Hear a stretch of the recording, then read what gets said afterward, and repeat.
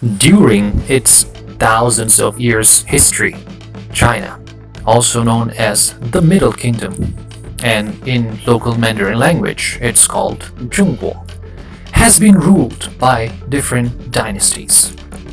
The dynastic rule in China was a system of hereditary monarchy where emperors from a ruling family or dynasty held a power and passed it down to their male heirs.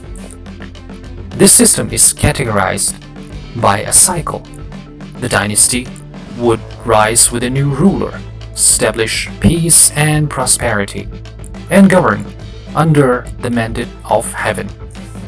Some of China's most famous dynastic rules include the Tang Dynasty, often considered a golden age of Chinese civilization, the Han Dynasty, which established a lasting imperial system and Confucian civil service exams, and the last Qing Dynasty, the last imperial dynasty which saw immense territorial expansion and increasing conflict with Western powers. But over time, corruption and incompetence caused the dynasty to decline, leading the people suffering and rebellion, ultimately causing it to lose the mandate of heaven and to be replaced by a new dynasty that restarts the cycle. But this pattern continues from legendary times until the last dynasty was overthrown in 1912 during the Chinese Civil War. After the fall of the last Qing dynasty, from 1912 to 1949, China experienced a tumultuous period of republican rule, civil war, and foreign invasion, beginning with the establishment of the Republic of China after the fall of Qing dynasty. The period was defined by the power struggle between the Kuomintang (KMT) and the Chinese Communist Party (CCP), which was interrupted by the Japanese invasion during World War II. The conflict ended in 1949 with communist victory, leading to the establishment of PRC on the mainland and the KMT government retreat to Taiwan. That was just a brief history of China's past. So let's talk about modern 21st century's PRC, where I've lived and worked for over a decade. It was a second country where I traveled, worked, and lived. Many of my close friends were wondering and has asked me, why did I make a video about this country now? Actually, there's a specific reason behind it, which I'll share with you privately. Just kidding. Welcome to the latest episode of my travel series. This time, I'm gonna tell you about my longest journey to mainland China. I'll tell you about its real name, population, size, people, culture, economy, expats' life, cities, cuisine, and lots more.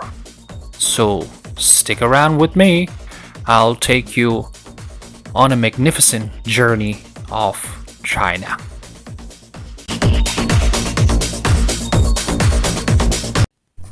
China, officially the People's Republic of China (PRC), is a country in East Asia with a population exceeding 1.5 billion in 2025.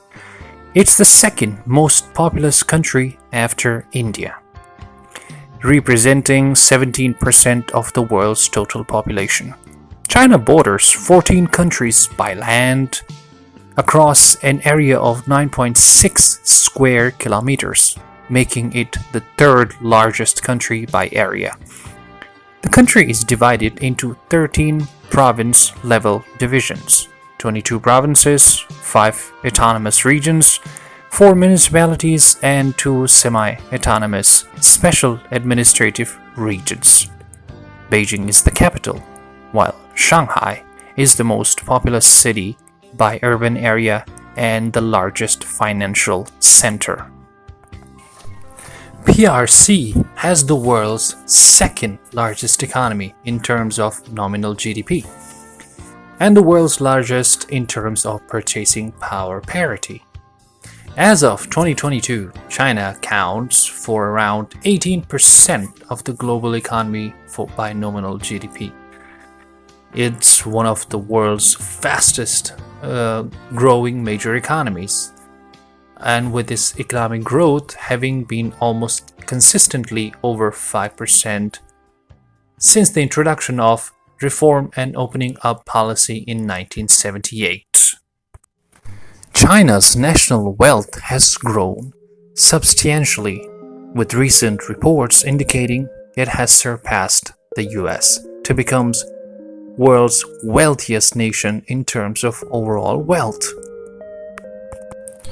China is the world's leading manufacturing powerhouse, with a diverse ecosystem of specialized industrial cluster, primarily located in the coastal provinces of emerging inland cities, like in the south of Guangdong province. These hubs benefit from strong infrastructure, integrated supply chains, and skilled workforce, producing everything from high-tech electronics to heavy machineries. China's economy faces significant structural challenges, including a major downturn in its real estate sector, high levels of debt among local governments and corporations, persistent deflationary pressure due to overcapacity, and adverse demographic shifts. The unemployment rate among urban youth in China, so that's those between ages 16 and 24 who are not students, rose to 18.9% in August. That's the highest level since the central government revised the way it calculates this data in 2023. And part of this is seasonal. Youth unemployment tends to rise during graduation season every summer, and 12.2 million university students graduated this year. What you just heard was an official statistics by the government official news channel. So, China's overall urban surveyed unemployment rate was below 5.2% 2 years ago. But this year, the beginning of this year, the official statistics was more than 22%, which is like the highest.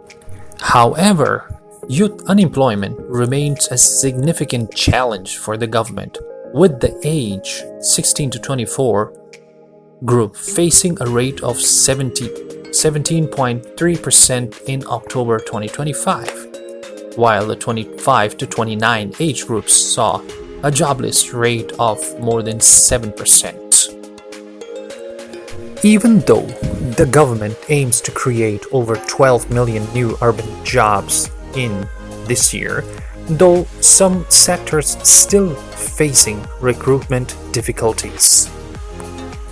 During recent years, China faces major environmental issues, including severe air pollution and water pollution, large-scale greenhouse gas emissions, and widespread plastic waste. Other problems include desertification, illegal wildlife trafficking, and negative impacts from large-scale infrastructure projects like dams and coastal reclamation. Other problems include land degradation, deforestation, which have contributed to environmental damage and health risks for its citizens and have global impacts. Urban and rural life in China are highly contrasted, with cities offering superior access to modern facilities like high-speed transportation, hospitals, and education, but also higher costs and air pollution. Conversely, rural life is generally slower and cheaper, with only focus on traditional lifestyle and housing, but often lacks advanced amenities and economic opportunities. though some coastal rural areas are developing economically. China is a huge country, so Chinese climate is extremely diverse, ranging from tropical in the south and subarctic in the north and alpine in the Tibetan Plateau, dominated by the monsoon system which brings warm, moist summers and cold, dry winters. The east and south are generally warm, humid and rainy, while the north is typically dry and windy.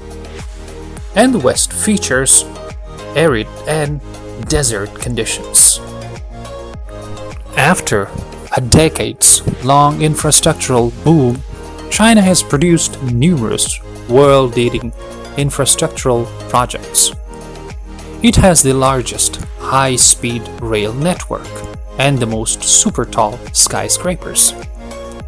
The largest power plant, the Three Gorges Dam, the most extensive ultra-high voltage transmission network and innovation infrastructure, and a global satellite navigation system with the largest numbers of satellites. Chinese culture. In the local Mandarin language, it's called Zhonghua Wenhua, is one of the world's earliest cultures, said to originate 5,000 years ago.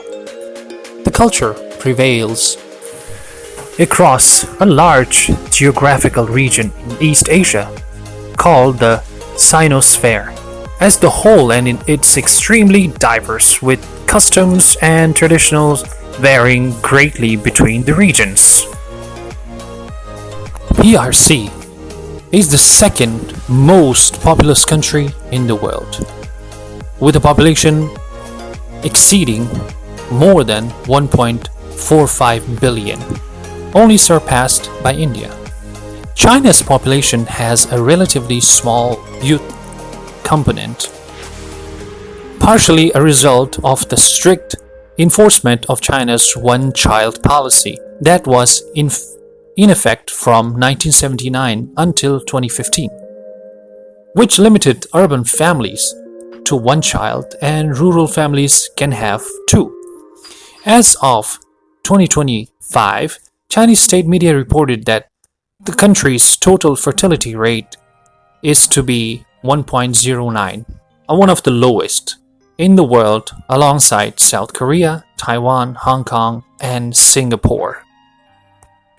There are several hundred languages in the PRC. The predominant language is Standard Chinese, also known as Zhongwen, which is based on Beijingese. But there are hundreds of related Chinese languages, collectively known as Hanyu, the Han people's language, that are spoken by 92% of the population.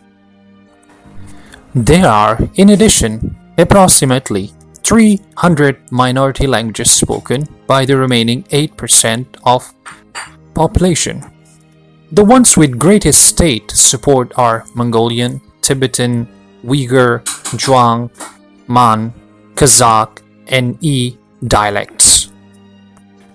The People's Republic of China is officially an atheist state, with 93% of the total country's population has no religion. But Chinese government formally recognize 5 religions: Buddhism, Taoism, Christianity, Catholicism, and Protestantism are recognized separately, and Islam.